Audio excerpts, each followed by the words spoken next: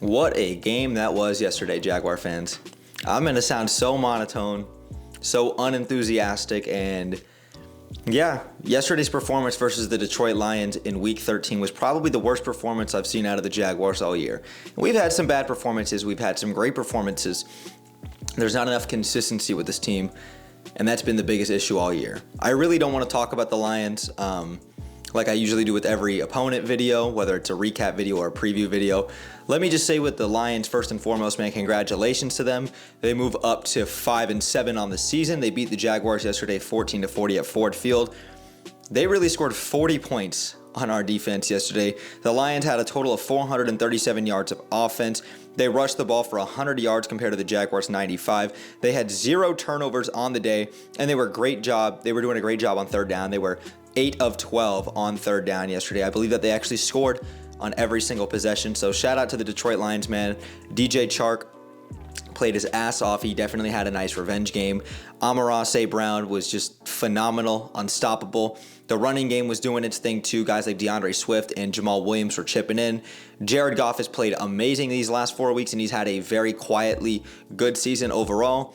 And the Detroit Lions defense stepped up to the task, and they did what they needed to do versus the Jacksonville Jaguars. And just shout out to the Lions, man. They're still in the hunt. The Jaguars are essentially out of the playoff race. Had they won yesterday and the Titans lost the way that they did to the Eagles, the Jaguars would have control over their own destiny in the AFC South, but that is out of the window. Let me talk about the Jaguars on offense first. I know the Jaguars only put up 14 points, and Evan Ingram had that touchdown, and then Jamal Agnew had that 2-point conversion. Just not enough consistency, like I said. I think that's been the biggest word out of the offense too. 1 week we look great, we're moving the ball, and the next week we're not converting on third down. The Jaguars are struggling to move the ball. Etienne had a fumble on the second play of the game, and it's officially becoming a level of concern for me.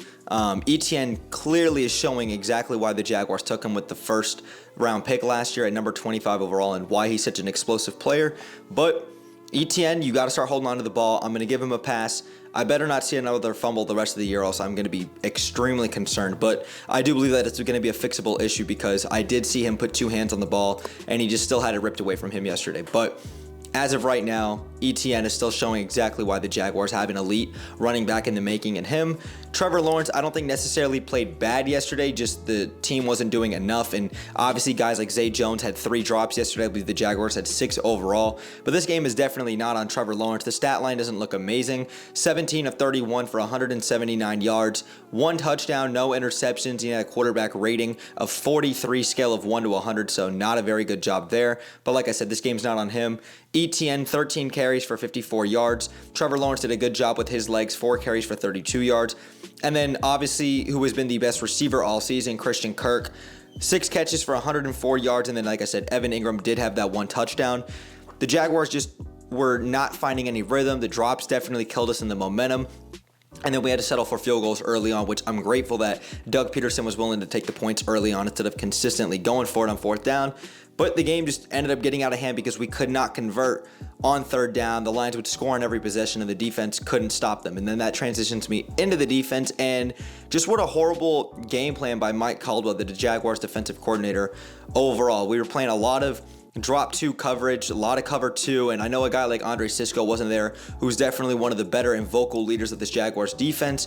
I think he's going to be out for a little bit, but I do believe that he should be back by next week. I know he was questionable coming into the game, but the defensive scheme and the game plan was clearly not working, and Mike Caldwell was reluctant to make the changes. We were giving up all the dink and dunks, everything underneath, and nothing in the flat was covered.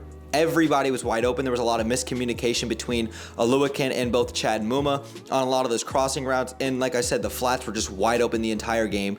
The drop zone coverage was not working. So I don't know why we were reluctant to make the changes. Jared Goff, I know that Taylor Decker and Penei Sewell and that Lions offensive line is definitely top 5, and they have one of the best offensive lines in football. I said it on Twitter, but there just was 0 pass rush. It was horrible. There was no pass rush. It was non-existent. Jared Goff had all day to throw the ball. Everything was open underneath. The run game, I wasn't really as concerned about because the run defense did its job for the most part. I felt like we got a decent amount of tackles for losses, but it was egregious to watch. It was horrible.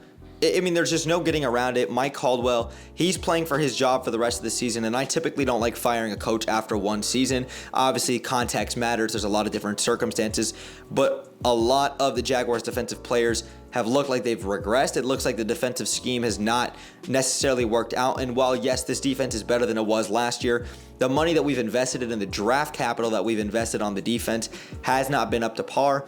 And the Jaguars have got to do a much better job because what is going on right now defensively, it's not good enough. And I have not seen enough out of the young guys to make me say that Mike Caldwell is doing the right things to put these guys in a position to succeed. I get it, they're young, and I'm specifically talking about guys like Devin Lloyd, Chad Muma, Trayvon Walker, and other defensive pieces that we've had that are extremely young. Yes, it's a new system. Yeah, there's a lot of new guys on this defense. I believe 7 new starters, but things have got to change. Mike Caldwell is playing for his job for the rest of the season. I need to see some more improvement. I love that the Jaguars have more takeaways on defense this season compared to last year and Joe Cullen's defense, but there's an inability to make change. There's a reluctantness to make change, and I need to see something different defensively these next couple of weeks. I need to see specifically the pass rush and guys like Trayvon Walker and Josh Allen go in there and try to wreak havoc. Like I said, I know it was a great Lions offensive line. The Lions came in there and they absolutely dominated the Jaguars, but the Jaguars have got to do a better job. That's really all I've got to say about this recap video. Not really much else to say about it. Just a really bad game overall by the Jaguars. The Jaguars had a playoff game, an opportunity on the line, and they absolutely fell flat on their face, as Trevor Lawrence would say. Just not a great game. And the Jaguars will play the Tennessee Titans next week in Nashville at Nissan Stadium. And I'm excited for that game because Tennessee is obviously a rival, and also, you know, we haven't played Tennessee all year, and I just hope that we can just get bragging rights over Tennessee and we can beat them twice this year. That would be nice to see, and I just want to continue to see development and success out of this team on both sides of the ball. But Jaguar fans, that's really all I've got to say about this video. Let me know your thoughts about the game because obviously that was just not a fun game to watch at all. But I do want to also lastly say that this is going to be an extremely busy week. I got finals this week, so once finals is over, I'm really going to be, grinding out a lot of content, Jaguars and both NBA, these next 3 to 4 weeks, especially with school wrapping up too. So just wanted to say that as well too. Thank you guys so much for being patient with me and always supporting me. But if you guys enjoyed today's video, man, make sure you guys drop me a thumbs up. It takes 1 second and it helps me and the channel out tremendously. And if you guys are new here, consider hitting that subscribe bell to stay tuned for more NBA, UCF, and of course, Jaguars content that I do here on YouTube. And make sure y'all go follow me on my socials, especially on Twitter. I'm very active and I'm on there every single day. The link tree will be in the description down below so that y'all can go check that out. But thanks again for sticking around throughout the whole video. Brett James, aka BJ. I'm out, y'all. Go Jags, baby. Peace.